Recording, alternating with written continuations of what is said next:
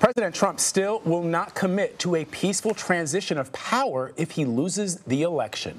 Several Republicans spoke out against the president's recent remarks yesterday, though they did so without referring to him by name.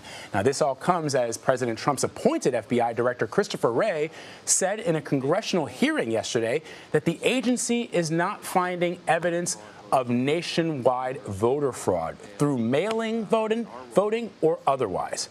White House Chief of Staff Mark Meadows tried to clarify the president's position earlier on CBS This Morning. What we want to make sure is that every vote counts, but that only the vote from one voter to the ballot box is what gets counted, and nothing less, nothing more. And so that's what he's referring to. That's what we're committed to. All right, Ben Tracy is following the latest from the White House, and he joins us now. Ben, first of all, that soundbite that we just played of Mark Meadows on CBS This Morning was remarkable in that he also seemed to indicate that the FBI director was unaware of what the president was suggesting, and that he and the White House and the president seemed to have better information about voter fraud than Christopher Wray. And the other thing that he said, which was interesting, was Anthony Mason asked him about the president's comments surrounding a free and fair election and accepting those results, and he pivoted to talking about Hillary Clinton, suggesting that she still doesn't accept the results of the 2016 election. Headline: Hillary Clinton is not president of the United States, as you know. So the president is railing against mail-in ballots, despite using it himself. He's calling for Florida to vote through the mail-in system. He says that is secure.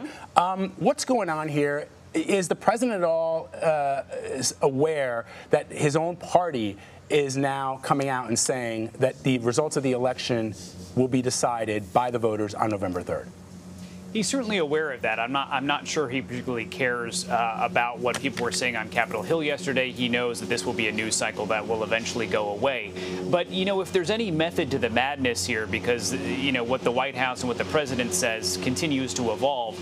But I think the overall theme here is to try to sow doubt about the result of the election before it happens. And you have to wonder if that's because the president fears that he will lose the election and therefore wants to create that doubt ahead of time. We have asked the White House, I asked Kayleigh McEnany this yesterday, I said, if the president wins the election, will he still say it was rigged? Or if he wins it, does that mean that everything was fair and square?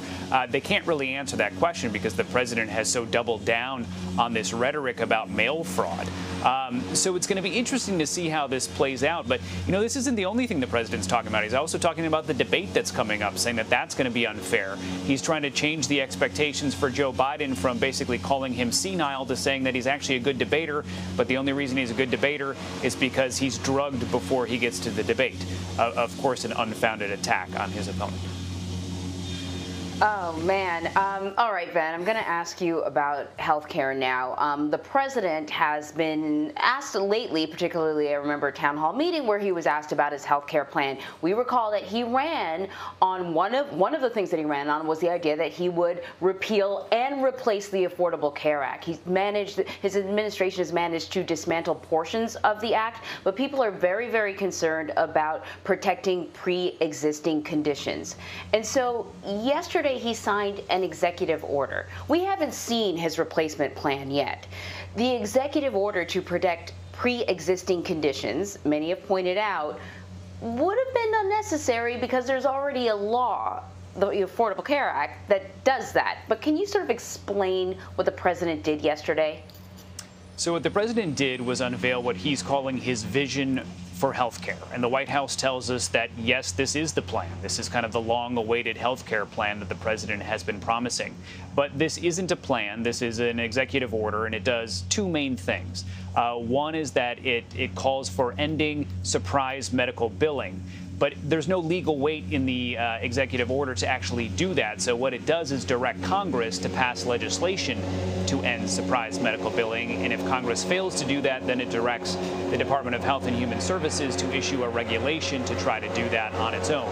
The second thing, and you mentioned this, is that the president signed this executive order that basically what he says is makes it the official policy of the United States to protect pre-existing conditions, to cover those pre-existing conditions. The president made a big point of signing that and then coming out of that and said, you know, this is now settled.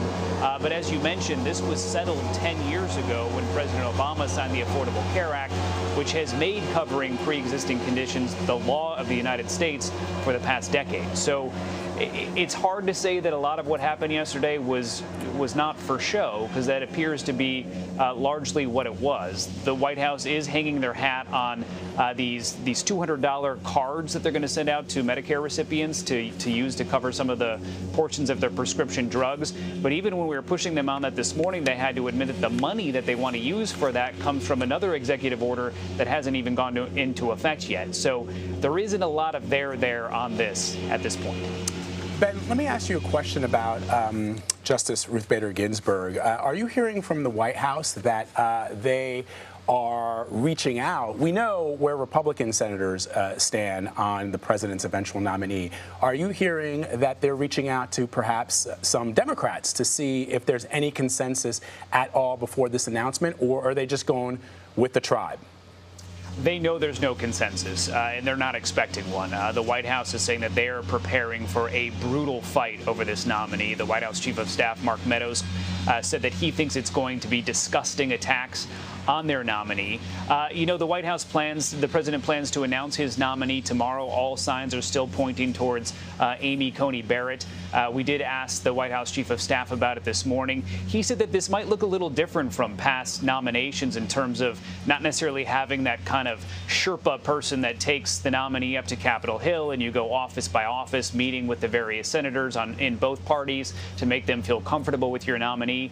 They say that because of the compressed time schedule here to get this done before the election, and also because of coronavirus, those face-to-face meetings may not happen. What the White House is leaving out is that several Democratic senators have already telegraphed the fact that they don't even care to meet with the nominee because they feel like this is all kind of baked into the cake in a bit of a charade. So they're waiting for the hearing itself to try to score their points there. But, you know, really everyone is kind of holding their fire on the person until we know exactly who it is. But you can expect this to reach a level 10 probably by about 5:30 p.m. on Saturday, about a half hour after the president says who this person is. I bet. House Speaker Nancy Pelosi says that she's pushing to introduce a new COVID-19 economic relief package. Republicans and Democrats cannot seem to hammer out a package, and there's a vast difference not only in the amount of money that the two parties want to allocate to the next relief package, but also what should and shouldn't be covered. Do we know whether or not the White House is getting involved in the negotiations? You would think that for this administration, particularly for this president, having some sort of relief package in place before the election would be valuable. Yeah, there are no formal negotiations going on now. Those really have been on ice for the past couple of weeks. But the interesting thing about this is both sides want a deal. They just can't figure out the exact dollar number. The White House has been very forward, saying we want more money. We want more stimulus. The Democrats saying the same thing, but they're still about $1 trillion apart. So it appears the Democrats are going to give another shot at this. They're going to try to pass a bill that's about $2.4 trillion. But that still is about $1 trillion more than the White House in their last offer said that they're willing to give. And they are still fighting over some of the particulars, but both sides say they want to send out more direct payments to Americans. They want more money for unemployment insurance. They want more money for small businesses. And then they want to target certain industries like the airlines, bars and restaurants, things that need help. But the sticking point still seems to be this money that Democrats want for state and local governments, and the White House just isn't willing to give it in the amount that the Democrats want. Yeah, indeed. Ben Tracy, thanks so much. Thank you.